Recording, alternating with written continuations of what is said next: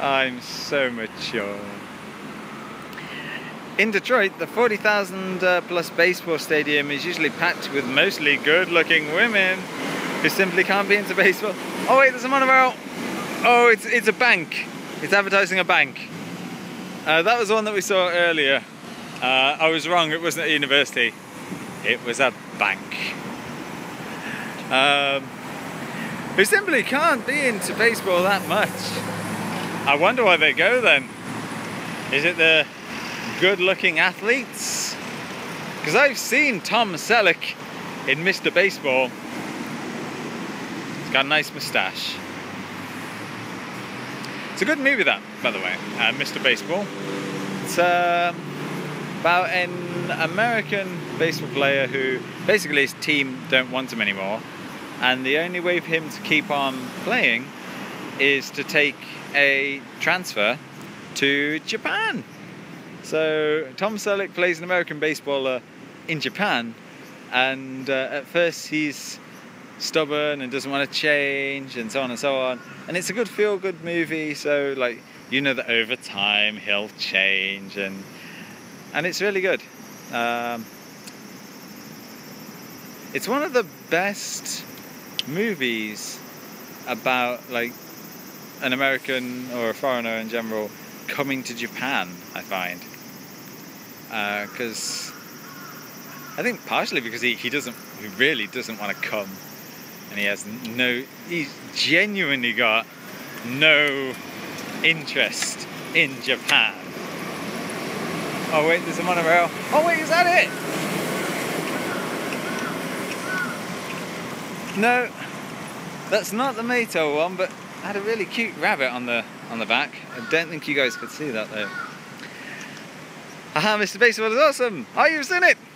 Awesome! Selleck's actually from Detroit. Is there anything that isn't from Detroit today? Even going back to The Simpsons now, I've just had a quick flashback. Homer's twin brother, he's in Detroit. Oh, Herbert Powell. Wait, so is Danny DeVito actually from Detroit? Like, did they just use his sort of persona? Is Tom Selleck the guy from the song? And the midnight train is symbolic for the train he took to Japan. The plane, rather. He took to Japan, which is everywhere. Or anywhere. He came back, I think. But I don't think he's had a speaking part. He's definitely had his picture on and he's been referenced to. I don't think Danny DeVito is from Detroit. Ah, too many D's. Too many D's.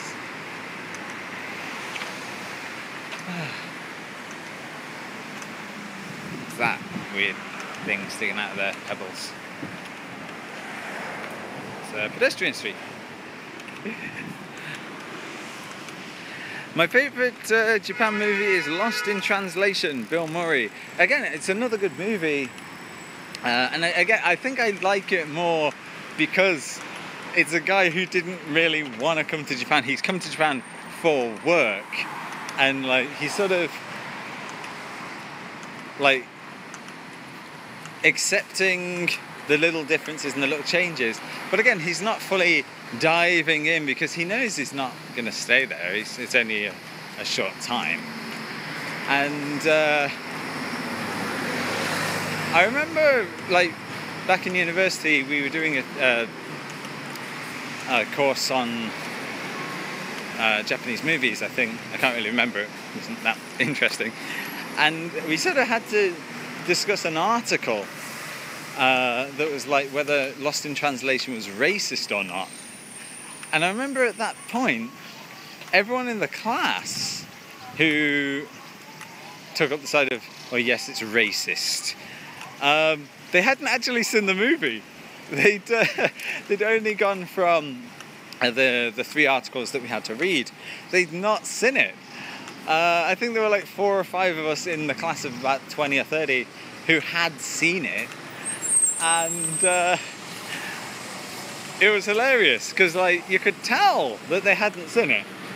And I stumped them on a couple of parts. I actually made up a bit of the story.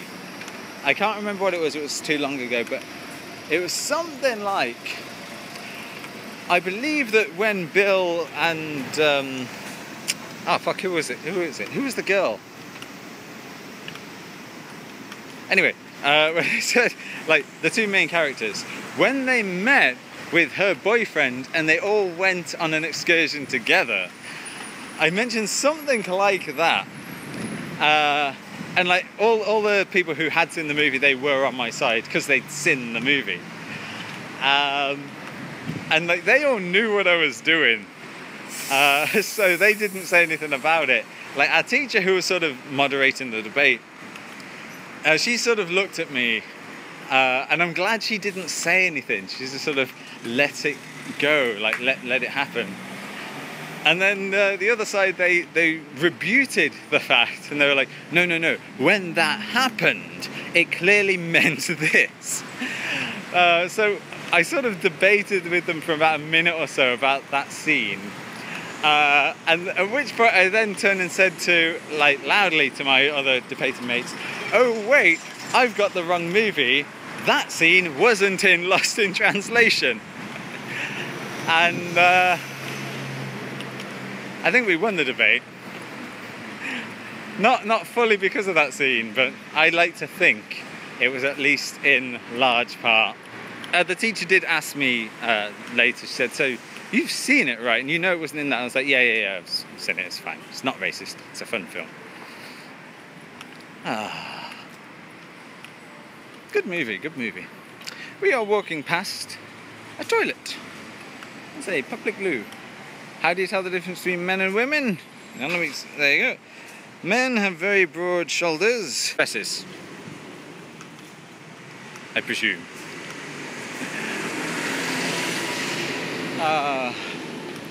I've heard people in Japan don't tend to like it, that one, because it does not represent the country well. But it's not about Japan, it's about Americans being there for the first time, mostly alone. And for that I'm told it's rather accurate. Well, yeah, like everything that he does is accurate. Like he goes to karaoke, and it is like a booth up in a tower. What else does he do? He works. He goes to work. He's an actor, and again, like he has to rely on his translator for like the things that the director's saying. Probably the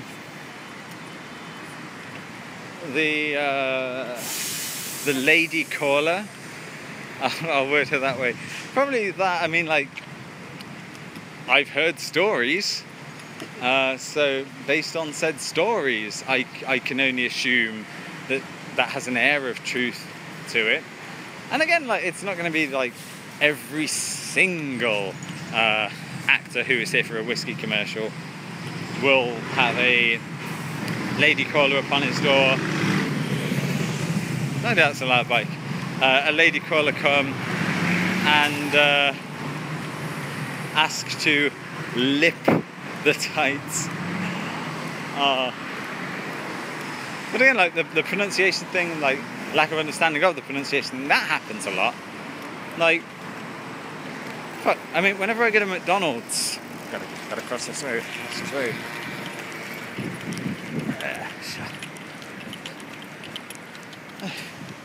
There you go. Yeah, like whenever I get a McDonald's, most of the time I order a vanilla shake. And I try my hardest to say it in a Japanese way so it'll be understood. But god damn it, 90% of the time, the person serving me hears it as banana or banana shake. And then they say, I'm really sorry, we don't do banana shakes. So it's often a case of like, I'll order a vanilla and they'll say, oh, he wants banana, because they won't quite hear the nilla or nira part. They will hear ba. There's Karate Kid 2 Part 2, which takes place in rural Japan. I didn't like that one at first because it seems boring. Like it more now for the beauty though. I've not seen it. I've lived in rural Japan, so if I do watch it, I'll then be able to say like, well, yeah, or well, no. They exaggerate how small everyone is though. They took Japanese people. I'm gonna walk behind this car, there we go, so I don't get flattened by it. They took Japanese people in contrast with Bill Murray, and Bill Murray is pretty damn tall. That point was actually made in the debate, like almost word for word. The other team said, oh, when Bill Murray was in the shower, they showed him with a really tiny shower head, and then when he was in the lift, they only put tiny Japanese people in there. And again, our rebuttal was, check Bill Murray's height. And like, the other team couldn't really say anything, partially because they hadn't. But yeah, Bill Murray's tall. And to be fair, like, most of the foreigners or people who appear of foreign descent that you'll see in Japan are tall. I mean, like, if I stand next to them, like, they tower over me. And like, that's just something that happens. I mean, like earlier I showed the shower in my hotel. And again, like that shower head setting, that's pretty low for me. And in Japan, I'd say as far as males go, I'm about average. And I think I'm 5 foot, oh, I don't remember. I'm 176 centimeters tall, because that's how heights are done here, 176 centimeters. So yeah, so like the height thing is because Bill Murray is naturally tall. Again, like, yeah, they could have thrown in a token tall Japanese guy, but then you're looking for token tall Japanese guys. Then you are looking for, like, you know, I don't know. Yeah, I think it was most accurate, but that it was just a bit funnier with Bill. I think it was funny with Bill because, like, he's just there. He's tired. He doesn't want to be there. Well, I've already said tired. And he's just like, oh, God.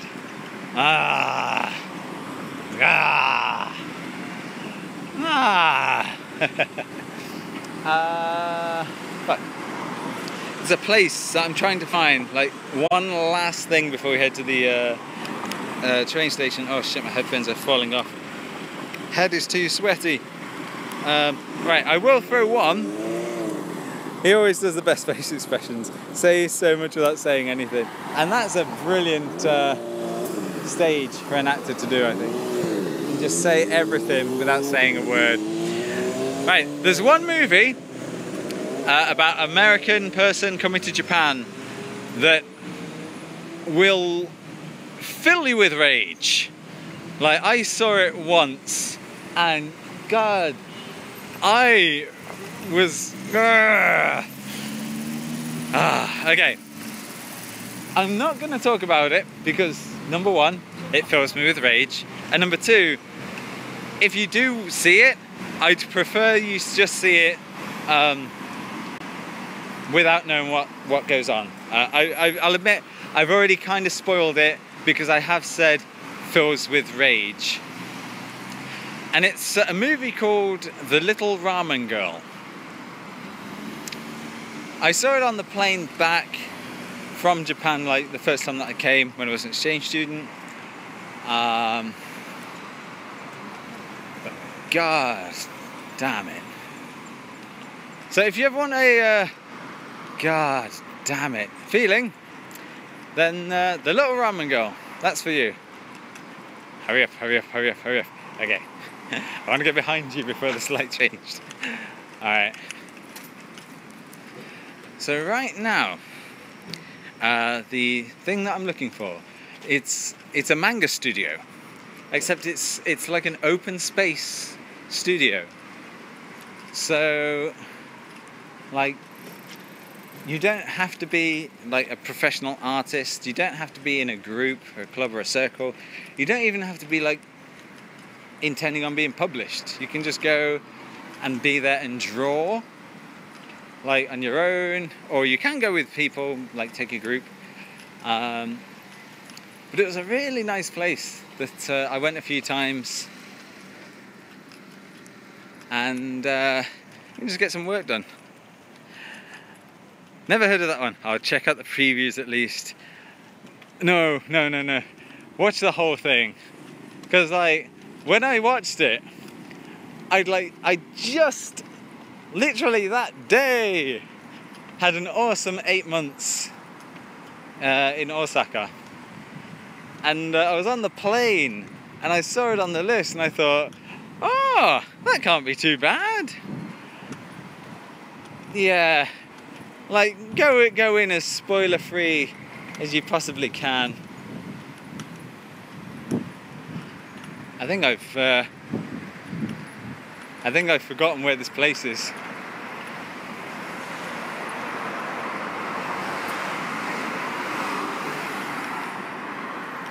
Shit. Right, hang on, that's Cha-Cha-Town. So if Cha-Cha-Town is there, Don Quixote is over there. Don Quixote is over there. And is it back that way? I'm not lost. I just don't know where the one thing I'm looking for is. But I do think I've gone possibly too far.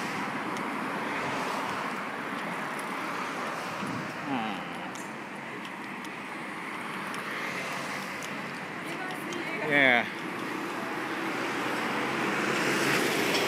I got a feeling if I turn right across the road, like where I crossed the road earlier, I think I was meant to turn left.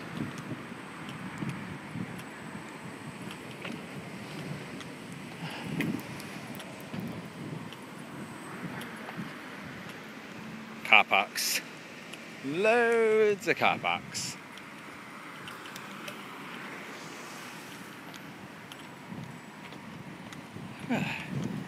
Jikyuu gets lost in Japan. No. I know where I am. I don't know where my thing is. The thing gets lost in Japan, despite the fact it hasn't moved. Alright, I think it's on this main road. I think. I hope.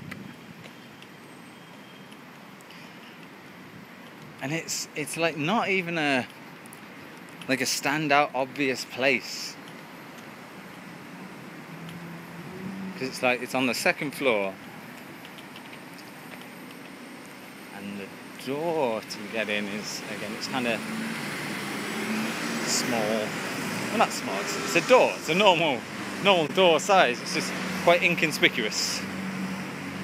That weird thing staring at me there.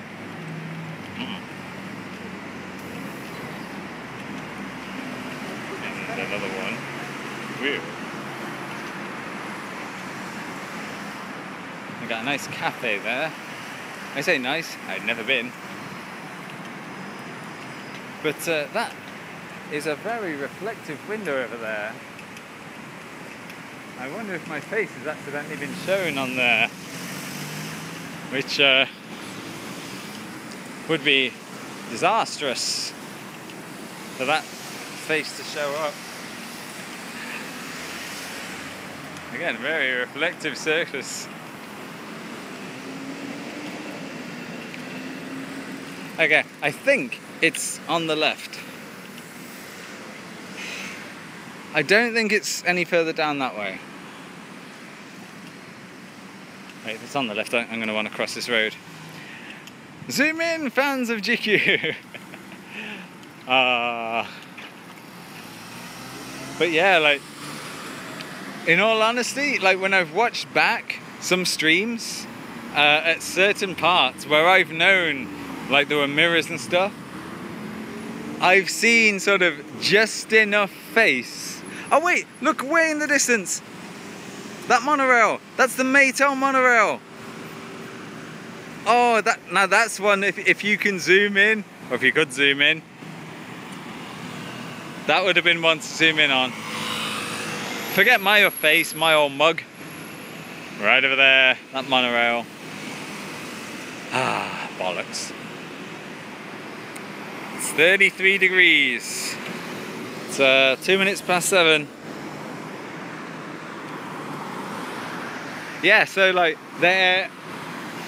I reckon there are enough like chunks of my face so that you could Photoshop a crude Frankenstein-esque Jikyuu face together, which would look horrible.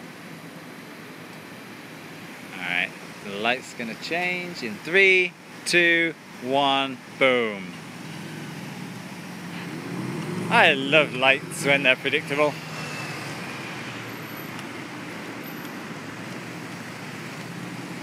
Okay.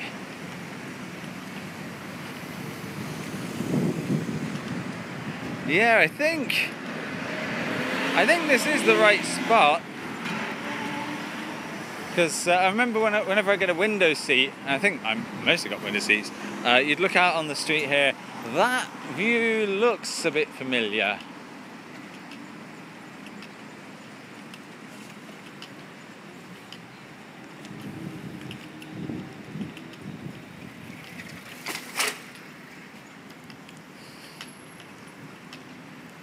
Yeah, because I remember there's a business there called Answer Kurabu. Never sure what they were, what they are, what they did.